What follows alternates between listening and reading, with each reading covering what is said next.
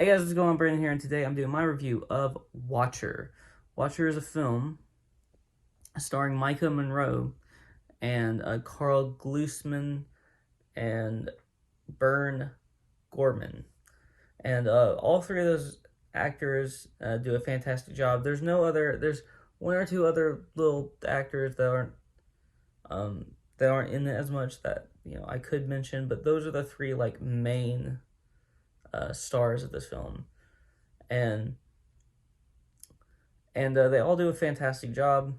Specifically, uh, Micah Monroe, who plays the character of Julia. She also starred in a film, I think in 2014, I want to say is when they came out. It Follows, which is a great film. If you haven't seen it, you should check it out. It is a very interesting premise, and it's well executed. Whatever. That this video is not about that film.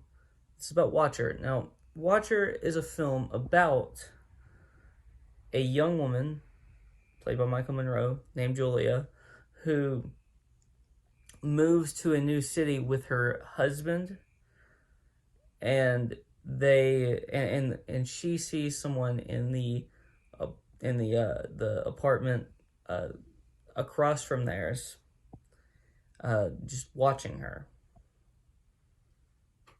and then she starts feeling like somebody's following her,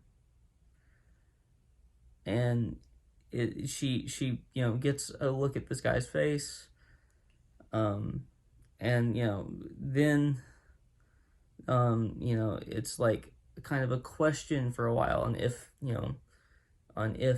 this is really happening or if this is just all in her head.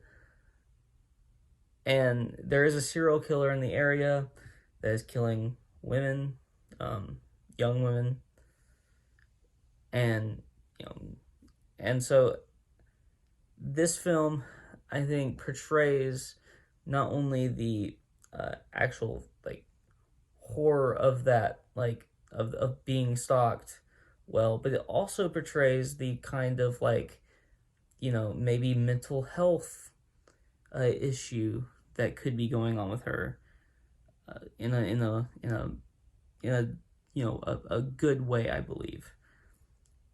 And this film, I think, is well executed for the most part. And I'm going to get to what my issue with this film, because I have one glaring, huge, major issue with this film. I won't be able to go too in depth because it would be a spoiler, but I'm going to get to that in a minute. Carl Glusman plays the husband, and he is very good in this film. I do feel like a couple of the motivations were maybe a little off at times with him. I felt like,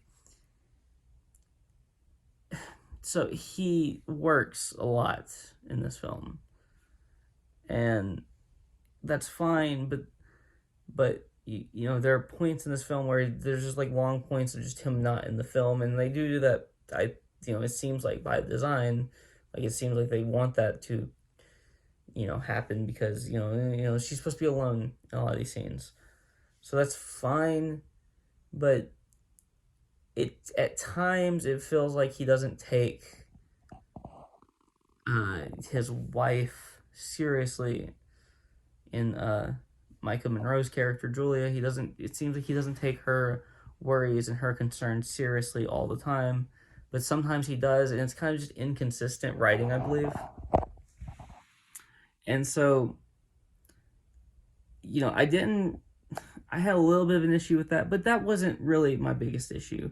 My biggest issue comes at the very end of this film, and I'm not going to spoil anything because I do want to say this is a good movie. I enjoy this film, but the ending almost ruins it. I was ready to come out of the theater, give this like a 9 out of 10, with the one caveat being the, kind of like maybe messed up motivations by the husband, maybe not like necessarily completely like, uh, well thought out, I guess, motivations. And then the ending happened. And I still think this is a good film. I still had fun with this film. However, the ending is a huge issue, and I'm not it's just there's one thing logically that just doesn't make sense at all. It doesn't make any sense. And I know that this is a movie, obviously, but I've always had a problem when they do a certain thing that they do at the end of this film in any movie at all. Something happens, and well, I guess not any movie at all.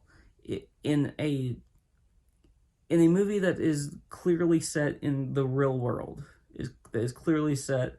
It's not, sure, it's a film and it's fictional, but it's set like it could happen in real life.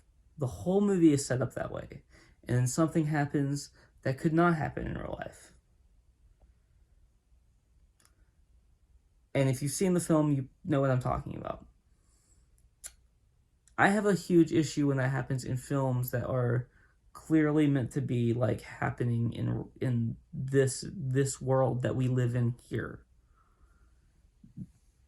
Now, if it's some sort of supernatural thing, or if it's a Marvel film or something like that, like, I don't care when stuff like that happens in those films, because those aren't meant to be realistic.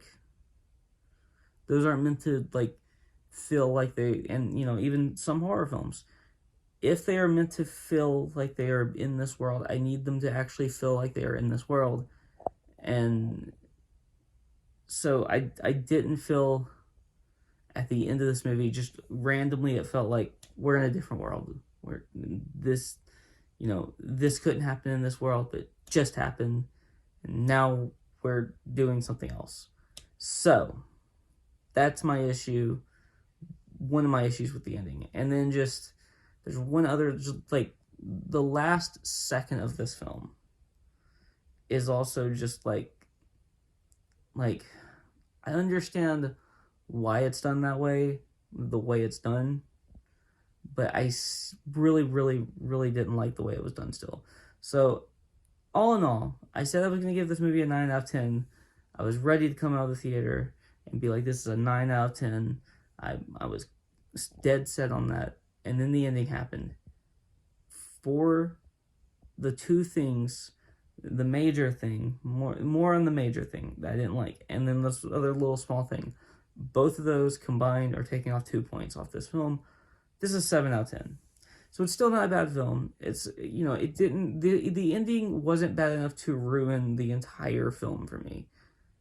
But an ending can ruin a film. And it did significantly negatively affect this film for me. Now, if you feel differently about that, that's fine. You can feel whatever way you want about this film. Personally, I felt negative towards the end of this film. The last 10 or so minutes is when, for me, it just went off, the deep end. The other, like hour and like 20 or so minutes is really good, maybe even great. And then that little 10-minute window happens, because it's only like an hour and a half long film, and it almost ruined it. It almost ruined the entire, what came before that. But then I started thinking about it, and I was like, well, everything that came before that was so great. I'm not gonna like say it completely ruined it, because it didn't. It's still an enjoyable film, and if you're not seeing anything over the next couple days before Jurassic World comes out, because I'm assuming a lot of people are going to go see that. I'm seeing that one day this weekend, probably Saturday, or maybe probably Sunday. But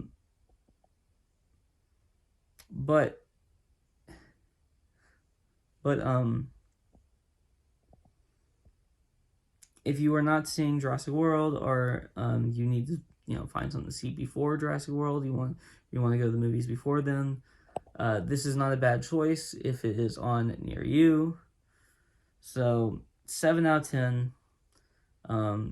That's really all I have to say.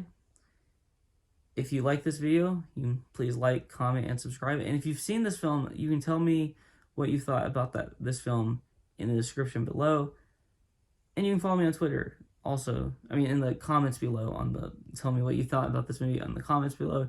In the description below, you can find my Twitter. Follow me on Twitter. That's all I have to say. Talk to you guys and girls and everyone later. Peace out.